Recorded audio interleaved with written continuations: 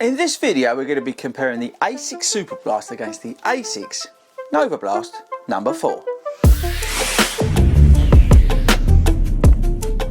What is up everybody and welcome to FORDY Runs. My name's Chris Ford and I'm a running coach who likes to review running shoes. Now we've got two very good shoes from Asics on the channel today. We've actually got my favourite running shoe of all time. I absolutely love the Superblast and it reminds me of the Glide Ride. Do you remember the Glide Ride one? Oh, I absolutely love that shoe, and I mean love that shoe, but the Superblast has taken over from the Glide Ride. Now in this video I'm going to tell you the differences between these because you're going to be going, they look the same, and we're going to tell you at the end of the video which one I prefer and why, and also why I think one of these is probably slightly better than the other. Okay, right, so Novablast 4, let's start here. And actually, you know what, we're going to sort of merge the two stats and features because, well, we need to save a bit of time. So look, they've both got the same compound in terms of the outsole. This is the AHA Low. It's a little bit more tacky, a little bit lighter, a little bit more durable, let's say. We've got a new woven upper on here, and we've got on here the sort of same upper-ish that was on the previous version of the Novablast 3. Now we've got Flight Foam Turbo in here. Now this is their racing compound, where we've got Flight Foam Blast plus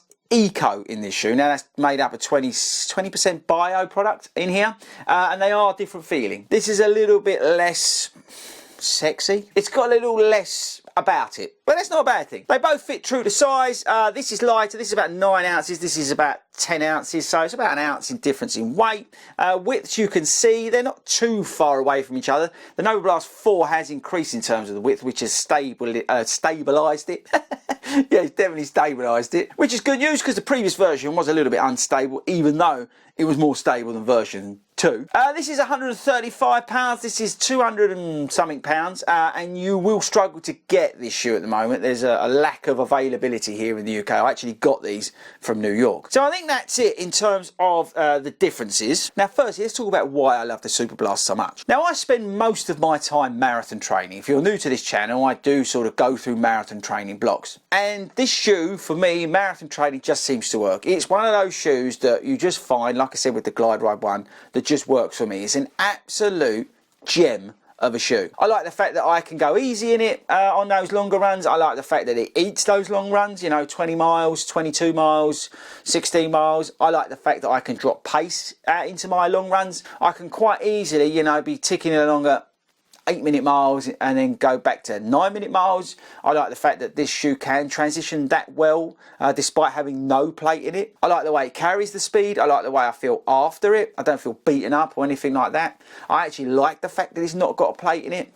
So when I do put that plate on race day, I feel the difference. And I like the stability of the shoe. I like the width of the shoe. It just works for me. Now the Novablast 4 I really like as well. I like the fact that it's such a good daily trainer. You can do everything in it. You can go long, short.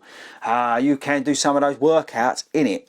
Yes, it's lost some of that giddy up that the previous version had with this new foam, but it's kind of grown up. I've said in other videos, this shoe has definitely grown up, but it has lost that sort of, yeah, that sexiness, that sort of recklessness about it, which I really enjoyed in version 3. But they've improved other elements like the outsole and things like that. So this is a very, very good daily trainer, people, and this will appeal to a lot of people. And some people who may have not been able to buy this before because of its instability issues, that's all been ironed out, people. It's a much better shoe in terms of stability versus previous versions. But here lieth the problem.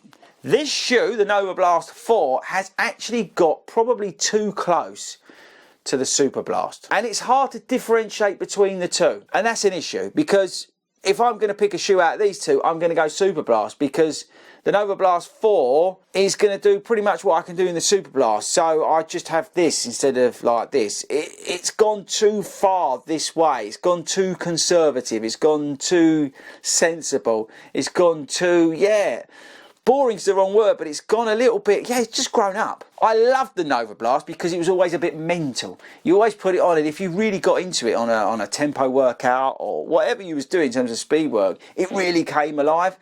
And it still does, but it's just lost that little bit of, I don't know, yeah, that secret sauce. But look, this is a very good shoe. Okay, so I'm not saying it's a bad shoe in any way, and I thoroughly recommend it. But for me, it's got a little bit too close to Superblast, and I will go Superblast every day of the week. So there we go. Hopefully that's helped in terms of the differences between them, the sort of way I feel about it, because I think it's an interesting topic, because the Novablast 4 is out there now. It's a lot cheaper. It's £135 versus the £200 for these. These are more readily available than these, but I don't know, I just think it lacks that little bit of something to differentiate it so much from the Superblast.